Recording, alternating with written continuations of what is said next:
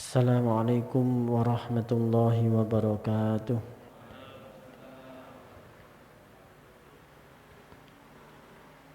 Alhamdulillah, alhamdulillahilladzi mala'a quluba awliyaihi bimahabbatihi wahtasa arwahahum bisyuhudi 'azamatihi wa hayya asrarahum lihamli aba'i ma'rifatihi. Allahumma salli ala sayyidina Muhammadin abdika wa nabiyyika wa rasulika nabiyil ummi wa ala alihi wa sahbihi wa sallim tasliman biqadri 'azamati dzatika fi kulli waqtin wa hin, amma ba'du.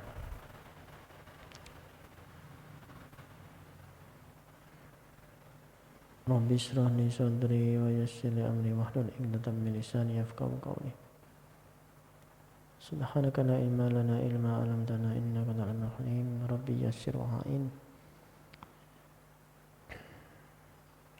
Alhamdulillah para hadirin, monggo kita lanjutkan pengajian Ihya Tasik juz pertama, halaman 221 nih. Ya, kalau ini berhenti di titik manba'uh tentang tauhid kemarin, Tasik tentang tauhid. Terus niki langsung ke lafdzur rabbi. Qala al-mu'allif rahimahullah ta'ala wa nafa'na bihi wa bi ulumihi fid dharaini amin ya rabbal alamin. Al-lafdzur rabbi utawi lafadz kang kaping 4 saking lafadz-lafadz ingkang mengalami perubahan makna maupun prakteknya. Yang pertama kemarin sudah lafadz fikih, kemudian lafadz ilmu. Nomor 3 yang baru saja selesai lafadz tauhid. Lafdzur rabi adzikru wat tadzkir. Lafadz yang keempat ini zikir, tadzkir. Faqad qala Allah Ta'ala, monggo teman-teman dawuh sapa Allah Ta'ala, wa dzakkir fa inna dzikra tanfa'ul mu'minin. Wa dzakkir lan ngeling-eling sira Muhammad, fa inna dzikra mongko setuhune pengiling iku tanfa'ul mu'minin. Dzikir niku manfaati apa dzikir ing mukminina, wong-wong kang mukmin kabeh. Contoh lafadz dzikir di dalam Al-Qur'an niku waqad warada lan teman-teman wis tumeka fisanai ing dalem ngelem memuji ala majelis dzikir ing atase nggon pelungguhane zikir, majelis zikir. Apa akhbarun kasiratun, piro-piro khobar hadis kasiratun kang akeh. Sudah banyak dijelaskan melalui hadis-hadis tentang keistimewaan atau fadilah-fadilah dari majelis dzikir. Kaqaulihi sallallahu alaihi wasallam, dicontohkan seperti dawuhnya Kanjeng Nabi dalam hadis ini, idza marartum, tatkalane liwat sira kabeh, biriyadil jannah, kelawan piro-piro pertamanane swarga, farta'u mongko mengo sira kabeh kila diucapake wa mariyadul jannah di tanggelaken ten Kanjeng Nabi wa mariyadul jannah napa niku pertamanan surga niku Kanjeng Nabi kala moko dawuh jawab Kanjeng Nabi riyadul jannah iku majalisuz zikr. Sing dimaksud pertamanan surga niku adalah majelis zikir. Ini hadis yang sangat populer. Tadi ayat Qur'annya diambil sama Imam Ghazali salah satu, lalu di dalam hadis salah satunya juga ini. Wa fil hadis lan juga di dalam hadis innallaha ta'ala sesuhune Gusti Allah Ta'ala niku malaikatan ana pira-pira malaikat sayahina kang padha napa lelono mengembara lelono kabeh malaikat yang mengembara berjalan-jalan fit dunya ing dalam dunya ten bumi siwa malaikatil khalqi yang malaikat itu tidak termasuk malaikat yang berhubungan dengan makhluk sakliyane malaikate makhluk. Malaikat ini beda, dia dari jenis yang berbeda, biasanya tidak berinteraksi dengan ngurusi makhluk. Idza ra'au majalis dzikr takalane padha ningali para malaikat sing lelono niki wau majalis dzikr ing nggon majelis dzikir yunadi mongko ngundang-undang sapa malaikat ba'duhum setengah saking malaikat niku ba'don ing setengah liyane. Mereka saling mengundang di antara sebagian yang lain. Celuk-celuk. Mriki enten majelis ada majelis zikir, mrene. Ayo padha kumpul. Dan ini malaikat yang sifatnya khusus ya, tidak jarang berinteraksi dengan makhluk. Karena malaikat niku jenisnya nggih kathah. Dari yang disebutkan Quran saja itu sudah ada berapa yang wajib kita imani, ada 10 ya. Lalu masih ada malaikat yang lain-lain yang tidak terekspos atau tidak disebutkan. Sampai-sampai Kanjeng Nabi sendiri itu beberapa kali melihat, walaupun Kanjeng Nabi bisa melihat malaikat tapi tidak selalu tahu. Lalu tanya ke malaikat Jibril. Malaikat Jibril itu siapa? Itu malaikat atau jin atau siapa? Ternyata malaikat Jibril juga tidak tahu. Tapi malaikat Jibril tahu itu malaikat. Oh, itu dari malaikat Kanjeng Nabi.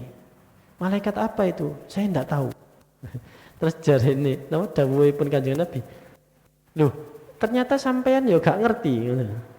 Nggih Kanjeng Nabi, sedaya para malaikat niku semerap kula, tapi kula niki belum tentu semerap malaikat-malaikat niku. Waduh, ambek rotok gaya titik. Nek kula niki terkenal, tapi belum tentu kenal dengan orang-orang. Jadi malaikat Jibril pun, tapi malaikat Jibril tahu, oh itu dari golongan malaikat. Itu satu ketika ada peristiwa Seperti itu. Jadi sampai Kanjeng Nabi itu menanyakan, kok aneh gitu. Mungkin karena wujud malaikat itu sedikit berbeda dengan umumnya malaikat. Nah, di dalam hadis ini juga ternyata ada malaikat yang tidak berinteraksi dengan urusan kemakhlukan. Mungkin ya, malaikat yang istimewa, khusus. Seperti juga kata para wali-waliullah itu, ada malaikat karubiin ya. Ada malaikat karubiin, malaikat yang dekat sekali dengan Allah. Biasanya kalau kita baca tawasul ataupun manakibnya wali-wali tertentu itu ada disebut malaikat karubiin. Ada lagi sekelompok malaikat namanya malaikat iliyin atau iliyun, intinya iliyin. Konon malaikat ini tidak tahu kalau ada makhluk selain dirinya.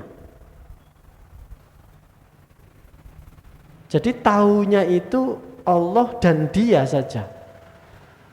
Ini malaikat iliyin.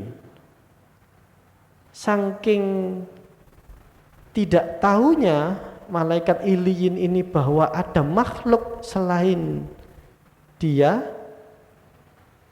beberapa ulama menyatakan malaikat iliyin ini tidak termasuk ketika Allah menyuruh malaikat, jin dan iblis untuk sujud penghormatan kepada Nabi Adam.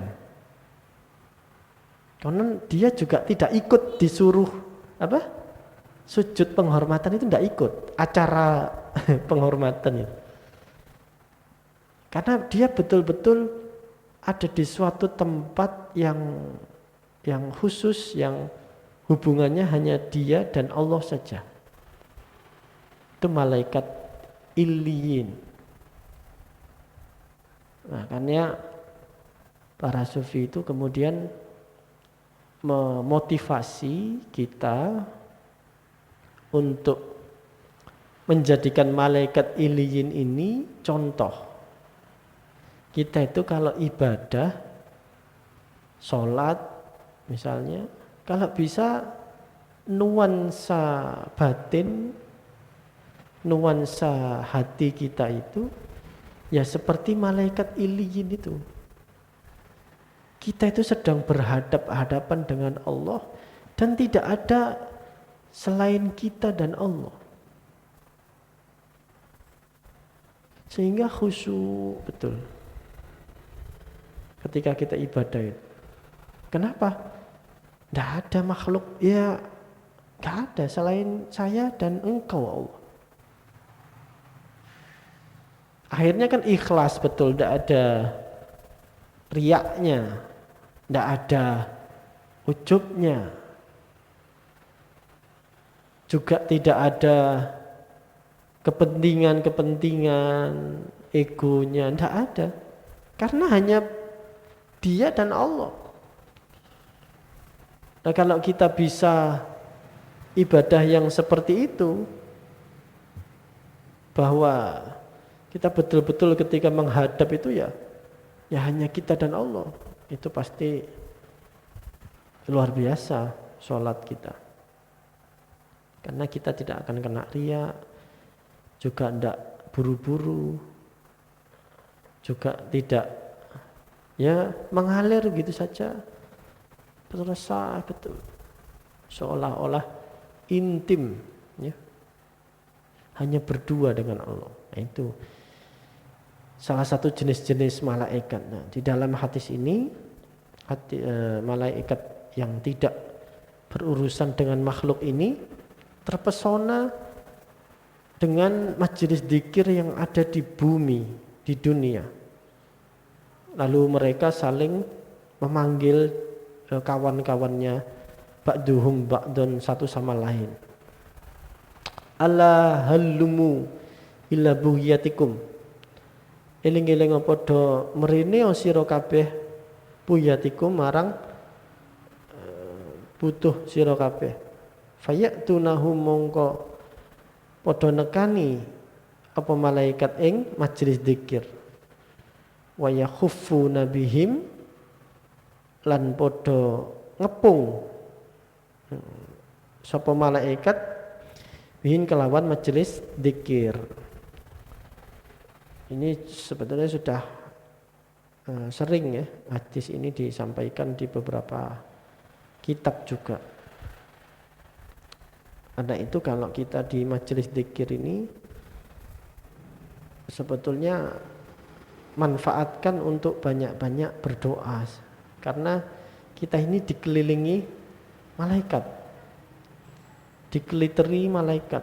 Juga misalnya hadis yang menerangkan orang yang mencari ilmu itu didoakan, dimintakan ampun oleh seluruh makhluk, bahkan sampai di dalam lautan.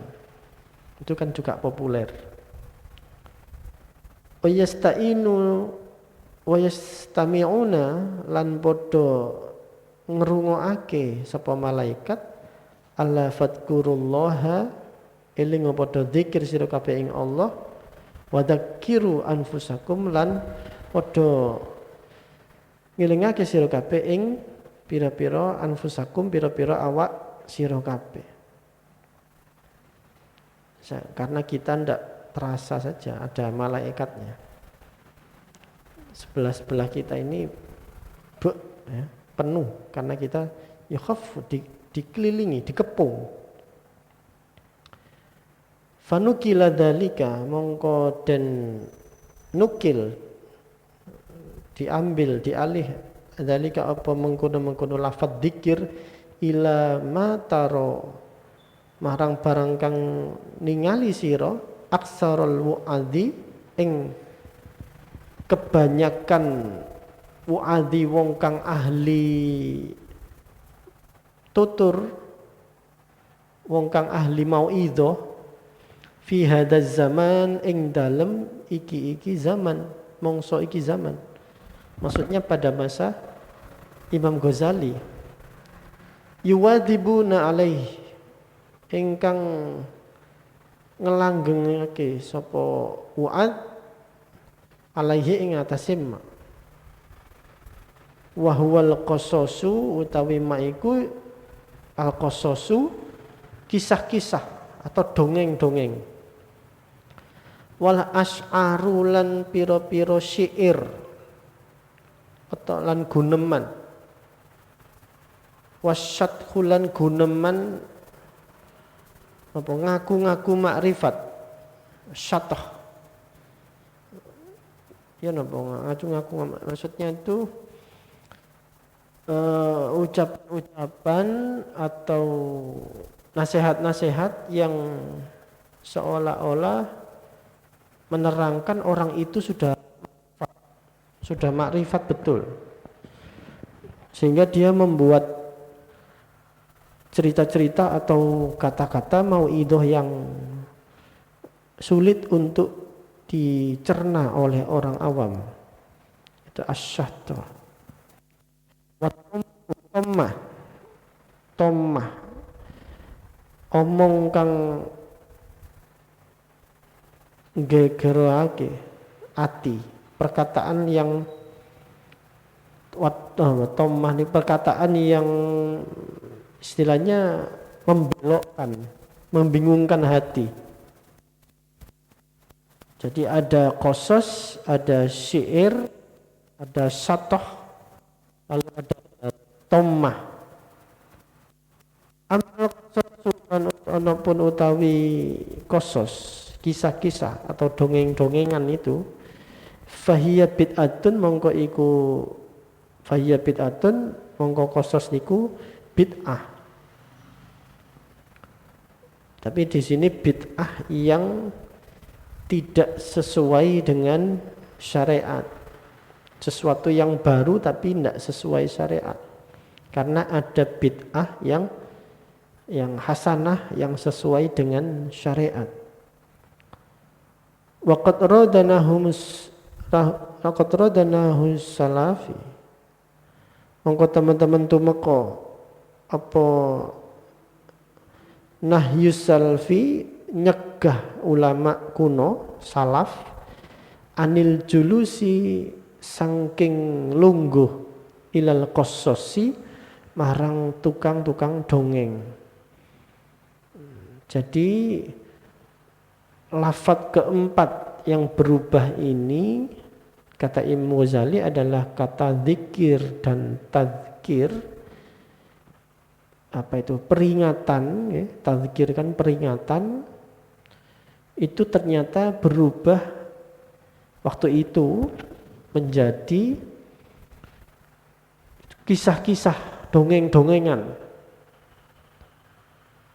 yang tentu dongeng-dongengan ini tidak memiliki dasar atau tidak memiliki nilai mengingatkan orang kepada keimanan atau mengingatkan pada Allah. Mengalami pergeserannya di situ. Wa qalu lan dawuh sapa ulama salaf lam yakun dalika ora ana apa mengkono-mengkono qasas iku fi zamani ing dalam zaman Rasulullah sallallahu alaihi wasallam. Tidak ada orang-orang hobi dongeng cerita-cerita itu pada zaman Kanjeng Nabi. Wala fi zaman Abu Bakar. Tidak ada juga pada zamannya Khalifah Abu Bakar. Wala Umar radhiyallahu anhuma. Dan juga tidak ada pada Sayyidina Umar. Hatta dhuharatil fitnah, sampai muncullah apa itu fitnah itu, sebuah ujian, sebuah apa itu bala berupa orang-orang yang pintar dongeng-dongeng, suka cerita-cerita. Wa dhaharul qassasalan, pertelo jelas muncul apa qasas, yaitu tukang-tukang dongeng. Kita ingat pada masa sekitar abad ke-9 ya, itu kan ada apa itu 1001 malam ya, kisah 1001 malam. Sebuah apa ini kumpulan cerita-cerita dongeng-dongeng yang sebetulnya itu fiksi ya.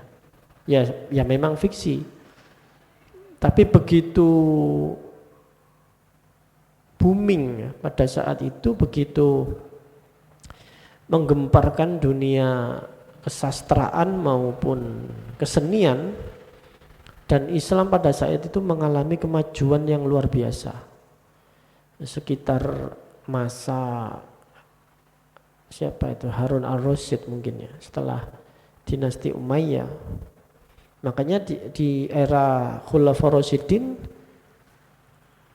juga mungkin para tabi'in, kisah-kisah atau dongengan-dongengan 1001 malam ini tidak ada.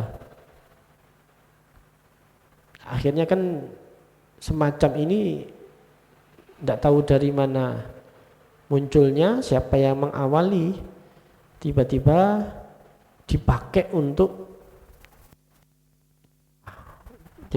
dakwah, dipakai untuk pengajian.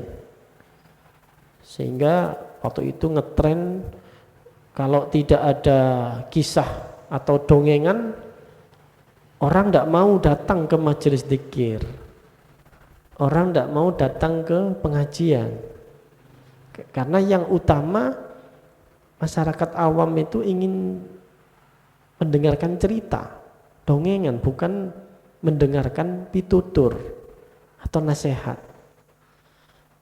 Nah akhirnya beberapa apa itu tadi ya, orang yang ahli mauidhah itu ya, tadi kan disebutkan yuwadibuna alaihi, wong kang muaddi.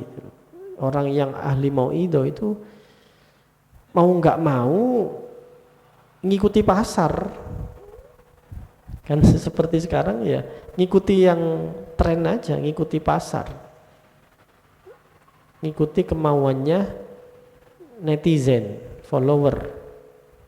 Sukanya sama konten apa?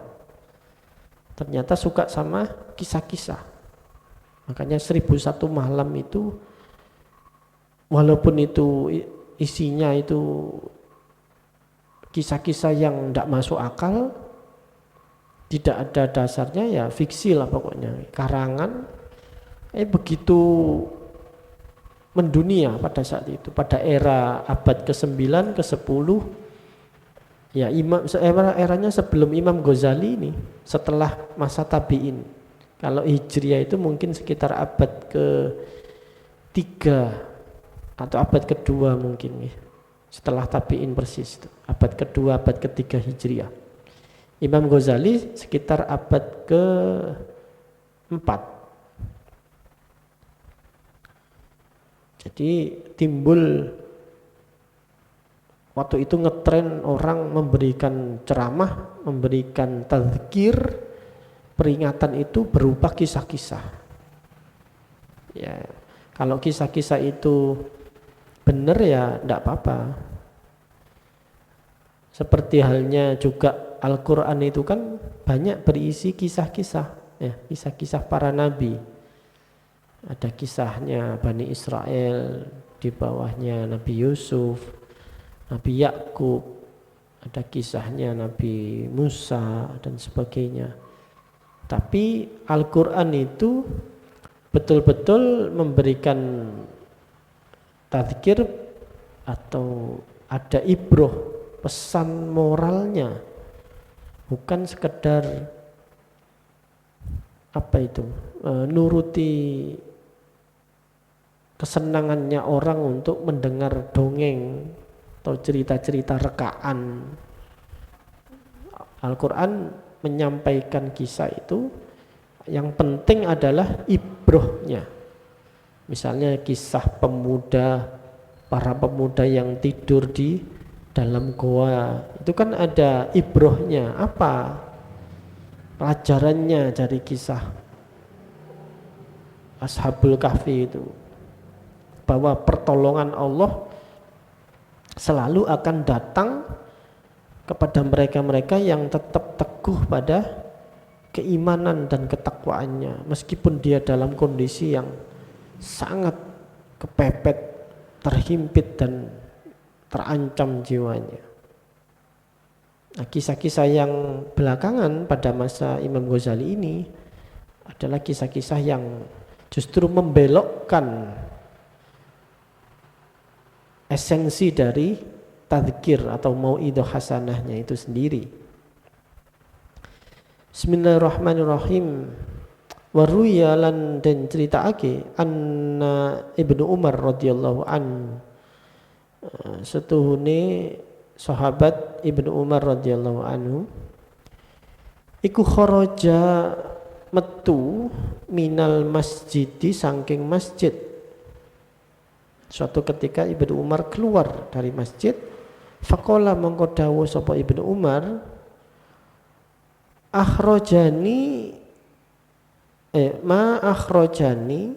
ora ngetokake ing ingsun illal qassu angin kecuali sapa wong kang dongeng, orang ahli dongeng. Walaula lan ora ana utawi al-qassu iku maujud, jikalau bukan karena ahli kisah itu, lama kharajtu mongko yakti ora metu ingsun saking masjid. Pernah dikeluarkan oleh orang ahli dongeng sampai, berarti pada masa Ibnu Umar ini sudah ada. Mungkin masih sedikit ya, mungkin belum terlalu banyak. Mulai munculnya era-era orang-orang suka mendongeng-dongeng. Wa qala damrah lan dawuh sapa damrah Kultu ngucap ingsun li Sufyan As-Tsauri marang Sufyan As-Tsauri. Nastaqbilul qas ngadepi ingsun ing wong kang ahli dongeng biwujuhina kelawan rai ingsun. Aku hadapi. Faqala mongko dawuh sapa Sufyan, walau ul bid'ah duhurakum.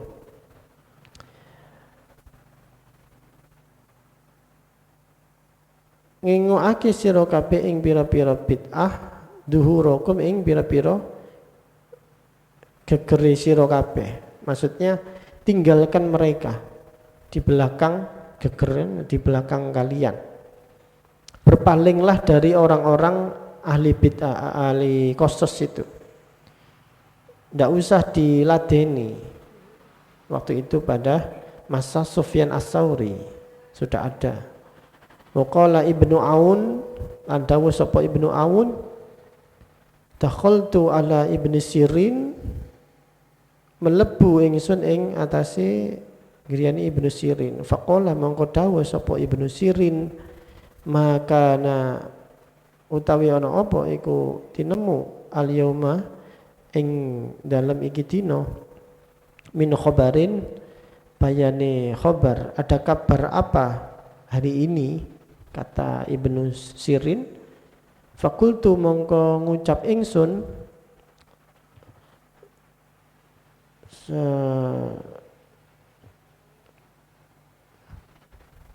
mongko ngucap ingsun naha nyegah al-amiru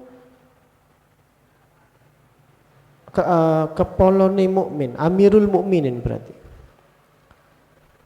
Maka saya menyampaikan kepada Ibnu Sirin bahwa amir pejabat waktu itu sudah mencegah atau melarang al-qasas ing tukang dongeng-dongeng, ayyakusu saking yen to padha ngobrol, untuk berbicara, untuk menyampaikan kisah-kisahnya. Jadi dilarang oleh Amir Mukminin pada masa itu. Itu disampaikan kabarnya kepada Syekh Ibnu Sirin. Faqala mongko dawuh Ibnu Sirin, wufiqa lis-shawabi, dan petokake taufik, wufiqa sapa amir mendapatkan taufik lisawabi marang kebenaran. Jadi membenarkan, Ibnu Sirin membenarkan para amirul mukminin, pejabat-pejabat yang melarang ahli-ahli dongeng itu pada masa itu untuk menyampaikan cerita-cerita kepada masyarakat awam. Betul itu. Berarti para amirul mukminin ini sudah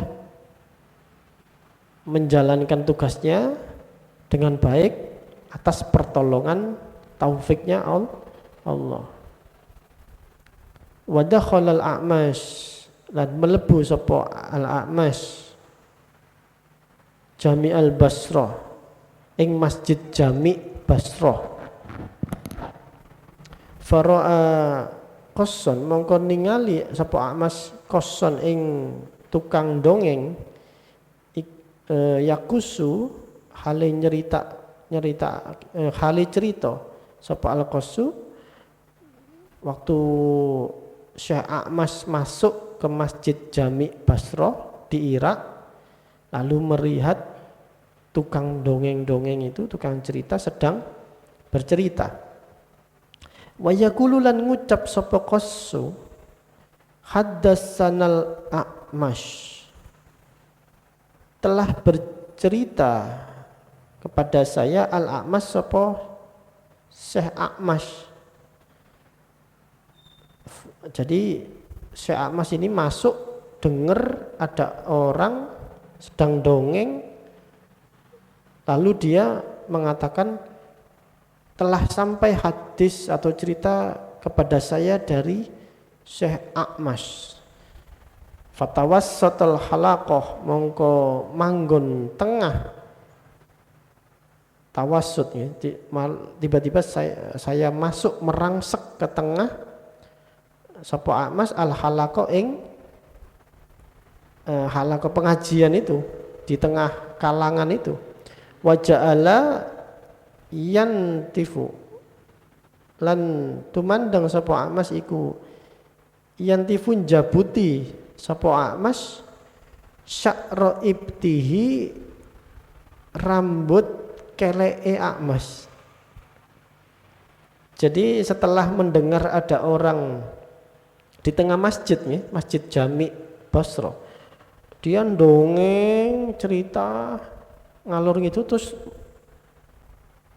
mengatasnamakan Syekh A'mash. Saya mendapatkan hadis dari Syekh A'mash. Wah, akhirnya Syekh A'mash ini tiba-tiba merangsek ke tengah halaqah, terus apa? Jabuti bulu keteyaknya.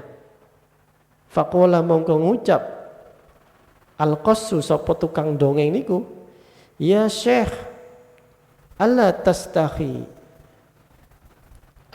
tidakkah engkau malu wahai Syekh, kok tiba-tiba di tengah majelis pengajian ini jenengan tiba-tiba kok jabuti bulu ketek.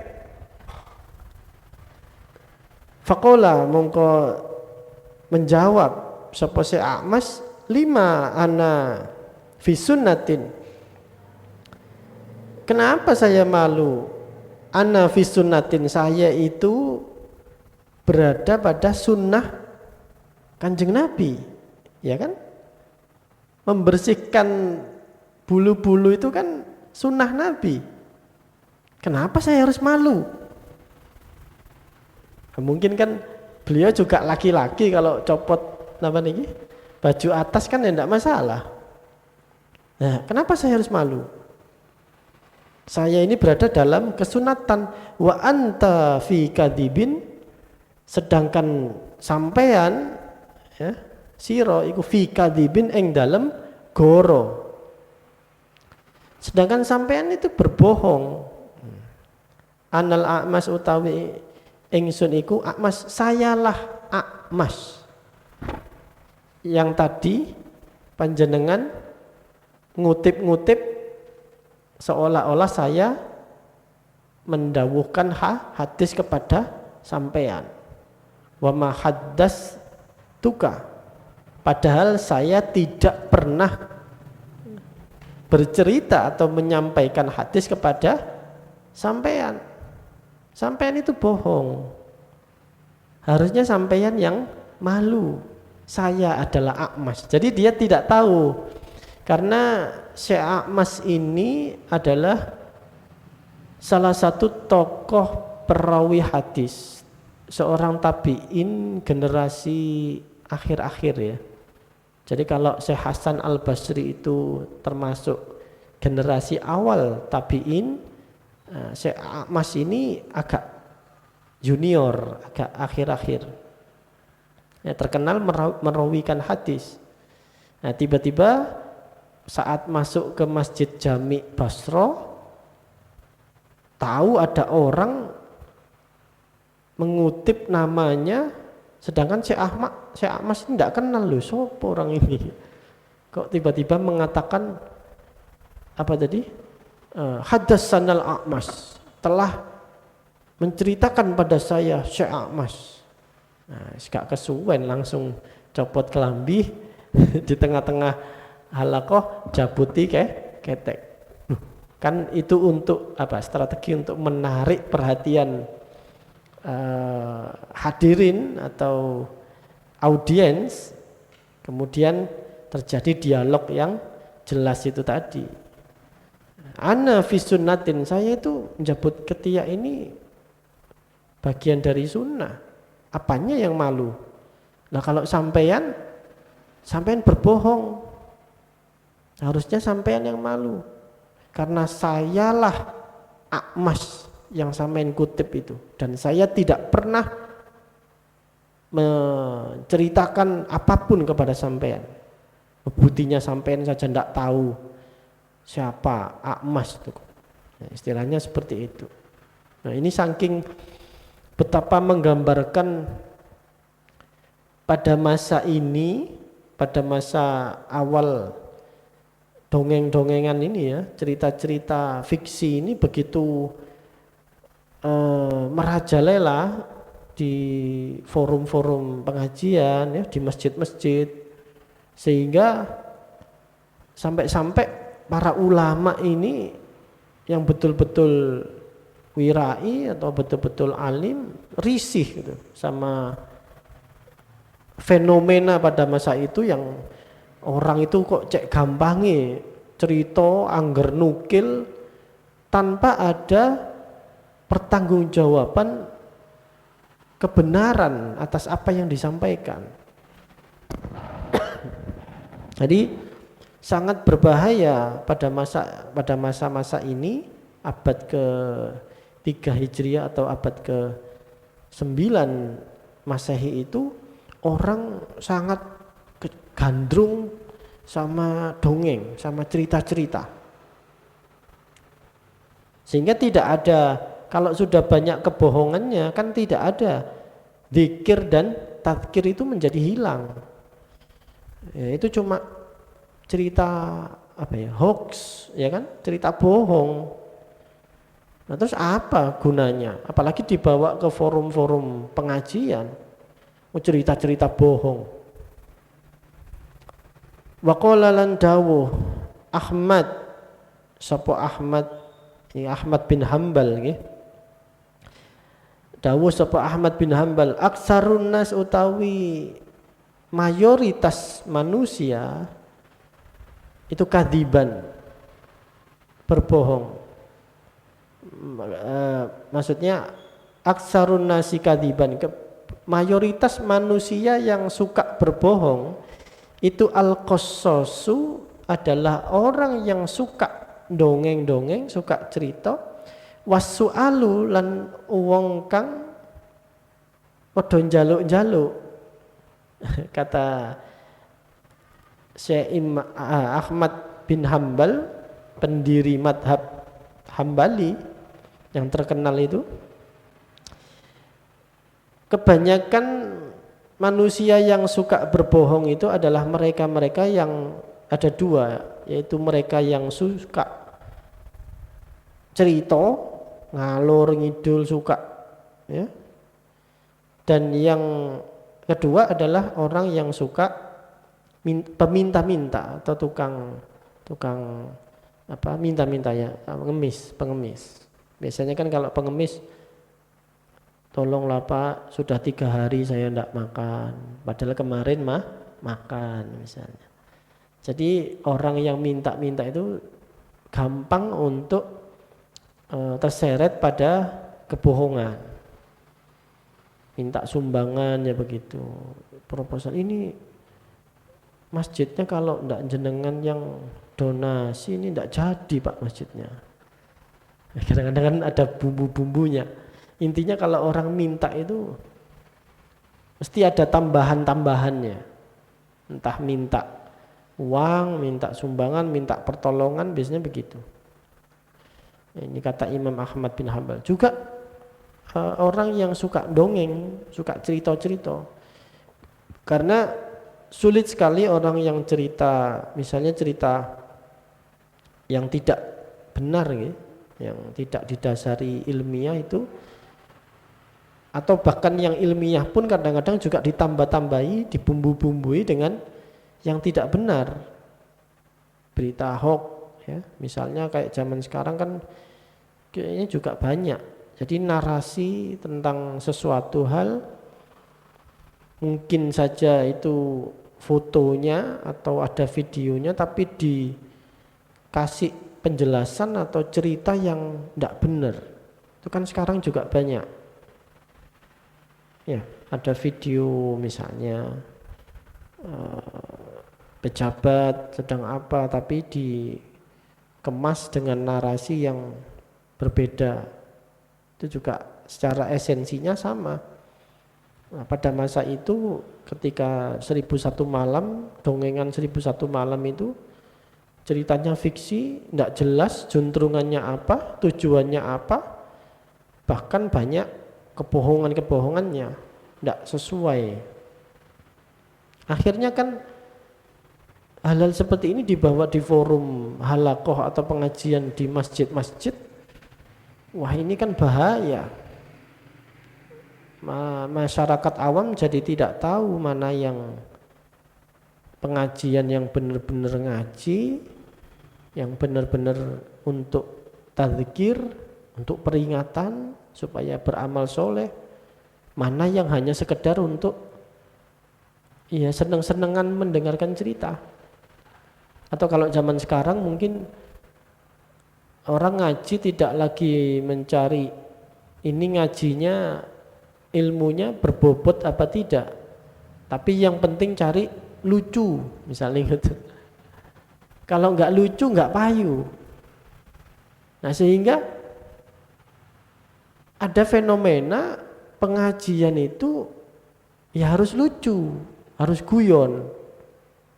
Kalau nggak lucu nggak payu, sehingga mendorong para dai, para ustadz-ustadz, para mubalek untuk membuat cerita-cerita yang pokoknya guyokno. Kadang-kadang rodok ngeres misalnya begitu, ya kan.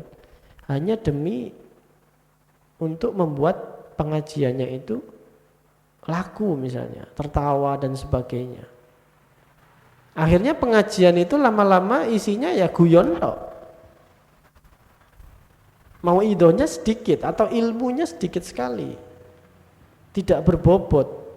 Nah kan sama, hampir sama kan, esensinya kan hampir sama. Di mana yang harusnya itu adalah sesuatu yang mulia, luhur di dalam agama, justru terbelokkan, pindahkan dari makna sebenarnya, akhirnya menjadi tidak ada nilainya di sisi Allah. Mungkin kalau zaman sekarang begitu, banyak masyarakat kita itu akhirnya mencari atau mendengarkan mubalik itu yang lucu. Kalau nggak lucu nggak mau. Nah ini nyari tuntunan apa tontonan sebenarnya kan. Akhirnya masyarakat itu hanya nyari hiburan, entertain sebetulnya. Cuman kemasannya ya kemasan pengajian gitu. Tapi yang dicari itu sebetulnya entertain, hiburan, bukan mencari ilmu. Mungkin kalau zaman sekarang ya sama ini. Kalau ada Imam Ghazali ya ditegur juga, ini kok pengajian sekarang banyak mementingkan cerita-cerita lucu daripada ilmunya. Ya para mubaligh, para dai harus lebih banyak. Ya kalaupun memang penting ya, guyon-guyon itu kadang-kadang kan supaya orangnya ndak ngantuk. Tapi kan kalau kebanyakan guyonnya daripada ngajinya itu kan ya lama-lama itu tadi loh, masyarakat awam ini yang salah tangkap jadinya. Seolah-olah pengajian itu ya harus lucu. Dulu ada pengajian tahun berapa di Mulutan kalau nggak salah, di Masjid Al-Mubarak itu ya begitu. Kiainya yang diundang tuh kiai betul, kiai yang alim, yang disampaikan ya sangat berbobot gitu. Tapi terus dirasan-rasani sama masyarakat itu, apa sih? Gak ngerti aku, gak lucu ya ini. Akhirnya masyarakat itu nyari lucunya, ndak nyari ilmu. Nah kan nyari lelek lucu ya pengajian gitu, nyari ludrukan atau OVJ ya, Profan Java, bukan pada kiai. Ya kiai itu ngaji itu. Jadi malah dibuat rasan-rasan gitu. Nah, apakah sekarang masih begitu? Ya tidak tahu. Ya, apakah ini kan sama? Kayaknya fenomena pada masa Imam Ghazali yang masyarakat gandrung atau kecanduan pada dongeng-dongengan ini pada masa sekarang itu nyari hal-hal lucu, ya, hal-hal yang menghibur, entertain, yang bisa bikin ngakak-ngakak gitu. Lah, dikira kiai ini tukang pelawak apa gimana? Ya kalau ada guyonnya ya itu plus ya sebagai hiburan untuk supaya nggak ngantuk. Tapi ya bukan berarti terus dolek. Akhirnya kan ada tuh mubalek yang kalau ceramah itu hingga pun tidak ada ilmunya, sedikit sekali. Kebanyakan guyon, kadang-kadang yang dibahas yang ngeres-ngeres. Ya itu kritik untuk siapapun, termasuk kita yang biasanya dengerin pengajian. Jangan sampai orientasi kita yang ngaji, yang jamaah ini kita cari yang lucunya. Jangan. Kita jamaah ini harus ketika berangkat ada pengajian umum, Isra Mi'raj, Mauludan, ya jangan niatnya dolek hiburan. Saya niat cari ilmu supaya iman saya tambah kuat, ketakwaan saya meningkat. Bahwa nanti ternyata kiainya pinter, ada bumbu-bumbunya, ya alhamdulillah gitu. Tapi niatnya kan tidak nyari itu. Jadi harus dari diri kita dulu. Bundi wangi. Oh niki. Bismillahirrahmanirrahim. Wa akhraja lan metokake ngusir Aliun sapa Sayyidina Ali radhiyallahu an al-qassasa ing tukang dongeng min Masjid Jami'il Basra saking Masjid Jami' al Basra. Ini sama di Masjid Jami' Basra juga. Ternyata pernah ada peristiwa Sayyidina Ali mengusir tukang dongeng, ya, tukang cerita. Nah, Masjid Jami' Basra ini pada saat itu setelah Sayyidina Ali ini jadi khalifah, ibu kota itu kan dipindahkan. Pada masa Abu Bakar, Umar, Utsman, ibu kota negara Islam itu masih di Madinah. Ketika Sayyidina Ali ini diangkat menjadi khalifah, ibu kotanya dipindah ke Irak, ke Kufah. Kenapa? Ya, pertimbangannya banyak. Pada masa itu kan Sayyidina Utsman ini terbunuhnya tragis ya. Peristiwa tragis, terbunuh dikepung oleh sekelompok orang yang menginginkan ada pergantian kepemimpinan, tapi dengan cara yang tragis, dibunuh di rumahnya. Nah, sehingga singkatnya Sayyidina Ali ini ditekan oleh baik dari keluarganya Utsman maupun dari Siti Aisyah pada masa itu untuk segera menghukum, mengadili orang-orang yang terlibat dalam pengepungan peristiwa di pembunuhannya Sayyidina Utsman. Nah, Sayyidina Ali berpikiran, ya nanti saya adili orang-orang itu, tapi jangan sekarang, karena ini masih gonjang-ganjing politik ini masih belum stabil. Nanti kalau saya eksekusi orang-orang itu, nama-namanya sudah ada. Tapi kalau dieksekusi sekarang, sedangkan ini kelompok ini ada yang pro, nanti akan timbul gonjang-ganjing lagi, saling membalas. Nah, balas-balesan, akhirnya perang saudara malah. Gitu. Nah, karena digoncang di situ, singkatnya Sayyidina Ali justru memindahkan ibu kota ke Kufah. Supaya apa? Urusan politik ini tidak campur dengan urusan agama. Akhirnya Madinah setelah itu adalah kumpulan sahabat-sahabat yang konsentrasi betul dengan urusan ritual ibadah. pemeliharaan hadis di Madinah, rujukan hadis Madinah. Tapi kalau pemerintahan, perang dan sebagainya urusannya di Irak. Sehingga Irak ini menjadi apa ya? Mendadak menjadi kota atau negara metropolitan, sibuk ya. Kota-kota Kufa, Basra, Baghdad itu menjadi kota sibuk, metropolis. Madinah justru menjadi kota yang bekas ibu kota, akhirnya lama-lama menjadi kota yang biasa, tidak seperti pada masa 3 khalifah sebelumnya. Makanya di sini ada peristiwa di Masjid Jami' Basra pada masa A'mas, juga pada masa Sayyidina Ali. Ini menandakan kota Basra pada waktu itu salah satu pusat kota intelektual. Makanya ada Hasan al-Basri, itu juga pembesar atau tokoh di kota itu yang jadi rujukan ilmu agama setelah era sahabat. Nah, Sayyidina Ali pernah mengusir siapa ini? Tukang dongeng dari Masjid Jami' al-Basra. Karena saking apa ya, yaitu hampir sama mungkin dengan Syekh A'mas tadi. Tidak suka masjid kok dibuat acara yang tidak jelas, cerita-cerita bohong.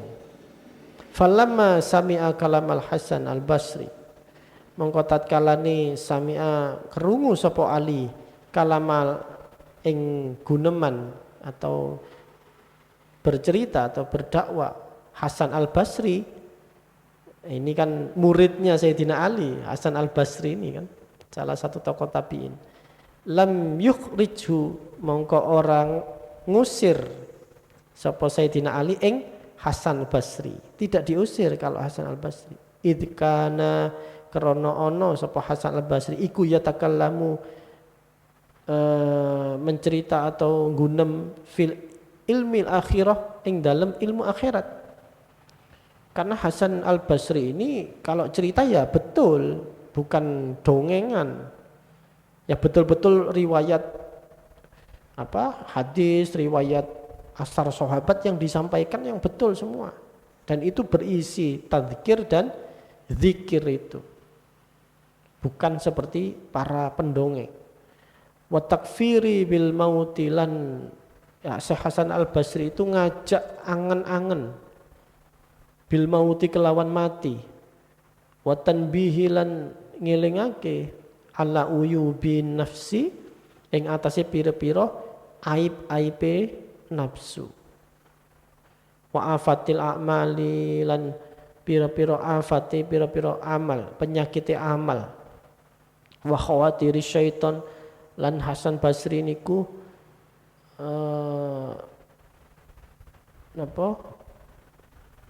gangguan, memperingatkan akan gangguannya syaitan. Wajhil hadari minha lan coro menghindar atau waspada wedi minha saking khotiri syaitan, bisiane syaitan, khawatir. Wa yudzakiru bi'ala illah lan ngilingake sapa Hasan kelawan pira-pira rahmati Gusti Allah wan na'maihi lan pira-pira nikmati Allah, wa taksiril abdi lan napa niki pekane taksir keteledoran al abdi kawula, memperingatkan bahwa pada dasarnya hamba itu ya teledor, manusia itu kan banyak lupanya, fisyukrihi saking ya ing dalam nyukuri apa nikmat-nikmati Allah, wa yu'arrifu lan memberitahu sapa Hasan haqaratad dunya ing inone dunya, wa uyubaha lan aib-aibnya dunya, cacat-cacatnya dunia, wa tasarrumaha lan rusake dunya, wa naqsa ahdiha lan ngerusake janjine dunya, wa khatarul akhirah lan apa niki kekhawatiran, menyampaikan pada kekhawatiran akhirat. Jadi kalau kita itu kalau pada dunia kekhawatiran pada dunia itu tanda gelapnya hati, tapi kalau kekhawatiran kita pada akhirat itu tanda terangnya hati. Semakin kita khawatir pada perkara-perkara dunia, khawatir karirnya gak promosi jabatan, khawatir misalnya ndak dapat THR, ya wajar sih, tapi itu menimbulkan kegelapan hati. Tetapi sebaliknya kalau kita khawatir pada perkara-perkara akhirat, itu adalah penerang hati. Kita khawatir nanti di kubur ini kita ndak bisa jawab pertanyaan-pertanyaan malaikat mungkar dan nakir. Bagus. Akhirnya membuat kita semakin banyak beramal. Kita nanti khawatir ketika pas digiring ke padang mahsyar, lalu kita ini tidak bisa mempertanggungjawabkan amaliyah kita. Kekhawatiran kita itu sudah nur, cahaya tersendiri buat kita itu untuk beramal soleh. Wa ahwalaha lan pira-pira ponco boyone akhirat. Ada peristiwa-peristiwa yang membahayakan nanti di akhirat. Ya itu kalau Syekh Hasan Basri cerita itu tentang hal-hal yang seperti itu. Fahada mongko utawi iki kalame Al Hasan huwa tadzkirul mahmudu. Itulah tadzkir yang terpuji. Syar'an ing dalam syarak di dalam agama. Alladzi ruwiya kang den critakake, lho kok wis jam 09.00 iki. Alladzi ruwiya kang den critakake al khissu apa khissu niku dorongan, anjuran alaihi ing atase alladzi fi hadisi ing dalam hadis Abi Dzar, seperti yang disampaikan pada hadisnya Abu Dzar radhiyallahu an, khaisu ing dalam arah qala khuduru majlis. Qala dawuh sapa Abu Dzar, khudurul majlis utawi nekani majelis pelungguhan majelis dzikir iku afdalu min sholati alfi raqatin. Hadis yang disampaikan Abu Dzar ini juga sudah pernah disampaikan oleh Imam Ghazali di bab ilmu, bahwa majelis dzikir seperti kita ini, majelis ilmu itu afdalu luweh utama min sholati alfi rakaatin, daripada sholat 1000 rakaat. Majelis dzikir ya seperti pengajian kita ini lebih utama daripada sholat sunnah ya, 1000 rakaat.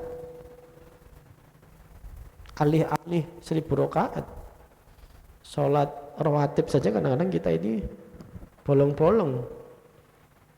Nah kalau kita enggak rajin-rajin hadir dalam majelis ilmu, majelis dzikir seperti ini kan gimana kita ngejar amaliyahnya para salafus soleh. Wa khuduru majelis ilmi, dan menghadiri majelis ilmu iku afdalu luweh utama min iyadati alfi maridin, ketimbang telek 1000 wong loro nggih, alfi maridin. Menghadiri majelis ilmu lebih utama daripada menghadiri 1000 besok 1000 orang sakit, Pak. Kita sering menjenguk orang sakit ya misalnya, tapi mencapai enggak angka 1000 kira-kira. Nah sekali menghadiri majelis ilmu seperti ini itu lebih utama, lebih tinggi bagi Allah. Wa khuduru majelis ilmi afdalu min syuhudi alfi janazatin, dan menghadiri majelis ilmu itu lebih utama daripada syuhudi alfi janazatin, nekani 1000 jenazah, takziah ya, takziah pada 1000 jenazah. Nah, ini kadang-kadang yang sampai sekarang terjadi itu majelis ilmu, pengajian rutin kalah dengan ngapunten dengan tahlilan. Karena ada tahlilan ngajinya libur tuh sebetulnya sayang sekali ya. Karena tidak nyucuk, bahkan dengan 1000 takziah itu masih afdol 1 kali majelis ilmu seperti ini. Ini hadis. Ya cuma kan kadang-kadang kenyataan di masyarakat kita kan ya masih awam ya. Jadi kadang-kadang ngajinya ya dikalahkan. Ya bukan berarti minta dimenangkan itu nggih mboten, cuma kalau bisa diatur supaya tidak bertabrakan, tetap bisa tahlil, tetap bisa ngaji kan gitu, lebih enak gitu ya. Tapi kadang-kadang masih ada ya. Karena ada acara tahlilan, udah ngajinya libur dulu. Ini mungkin masih karena kita semua ini masih menganggap pengajian ini atau majelis ilmu itu bukan kebutuhan. Masih menganggap apa ya? Mungkin ya selingan untuk mengisi waktu atau apa, mungkin ya, saya tidak tahu. Terutama di zaman akhir seperti ini banyak ya majelis dzikir atau majelis taklim itu jarang yang, jangankan majelis taklim lah, kita sendiri kan harus ngakui kita itu kalau sholat saja kita masih karena kita butuh atau masih menganggap itu kewajiban. Kan beda kalau kita menganggap itu adalah kebutuhan, kita yang butuh sama Allah, nggak usah dikongkon ya. Tapi kalau kita masih menganggap itu kewajiban, ya orang yang terpaksa kan kelihatan. Kalau sholat kan ya hanya untuk menggugurkan kewajiban saja. Nah mungkin memang ya harus kita akui, kita harus muhasabah ya. Kita menganggap mungkin juga pengajian atau amal-amal ibadah lain itu bukan kebutuhan, tapi kayak apa, selingan atau apa. Atau jangan-jangan tanpa kita sadar seolah-olah kita ini menganggap Allah yang butuh kita. Jangan-jangan. Itu juga salah satu penyakit-penyakit hati yang diwanti-wanti oleh para ulama tasawuf. Kita harus dudukkan posisi kita itu bahwa kitalah yang butuh sama Allah, bukan Allah yang butuh sama kita. Sehingga beberapa kali disampaikan hadis seperti ini juga kadang-kadang ya lewat sajalah gitu. Ya tetap. Faqila ya Rasulullah, mongko diucapake ya Rasulullah, wa min qiraatil Quran, apakah bahkan dari membaca Al-Quran ya Rasulullah, majelis dzikir, majelis ilmu ini lebih baik? Bayangkan dari baca Al-Quran yang kalamullah ya Rasulullah. Qala dawu sapa Rasulullah, wa hal tanfa'u qiraatul Quran illa bi ilmi. Ketika Rasulullah menyampaikan bahwa majelis ilmu itu lebih mulia dari 1000 rakaat, 1000 besuk orang sakit, 1000 takziah. Lalu ada yang bertanya, para sahabat, ya Rasulullah, apakah dari membaca Al-Quran majelis dzikir ini juga lebih baik? Mungkin ada majelis khataman, ya, khataman atau apa, khatmil Quran. Waqala hal tanfa'u qiraatul Quran, bagaimana akan manfaat qiraatul Quran? Illa bi ilmik, kalau tanpa ilmu. Ya kita bisa menghayati Quran itu karena kita tahu ilmunya. Kita bisa mengamalkan Quran karena tahu ilmunya. Karena itulah majelis ilmu itu mendapat posisi yang sangat tinggi, yang sangat mulia di sisi Allah. Wallahu a'lam bishawab. Ini kok ngajinya gelender sampai jam 9 lebih ya. Enggak apa-apa. Sekali-sekali PPKM-nya sudah sudah longgar. Nggih. Jadi insya Allah hari Rabu besok, Rabu Legi, itu insya Allah kita akan mulai untuk rutinan lagi zikir husnul khotimah, ya. Mengingat memang mungkin sudah keadaannya insya Allah sudah menurun COVID-nya, jadi ya bukan berarti kita mau euforia, hura-hura, enggak. Tapi menandakan bahwa bentuk syukur kita dan ikhtiar batin kita, mari kita kumpul bareng-bareng dalam majelis dzikir husnul khotimah, yang diantaranya nanti kita doakan keluarga, ya, kerabat kita, tetangga-tetangga kita, teman-teman kita yang kemarin mungkin selama PPKM bulan Juli Agustus kemarin kan banyak yang kapundut, ya, termasuk jamaah sini juga beberapa juga kapundut selama bulan periode Juli yang banyak orang meninggal itu loh, sehari sampai 4 orang, 5 orang, ya. Itu kan sekitar 2 minggu itu suasananya mencekam, ya. Banyak yang sakit, banyak yang isolasi. Jadi mungkin ya bismillah, tetap dzikir husnul khotimahnya besok dengan pakai masker, ya, menjaga jarak juga mungkin nanti diatur supaya tidak terlalu berkerumun atau bagaimana.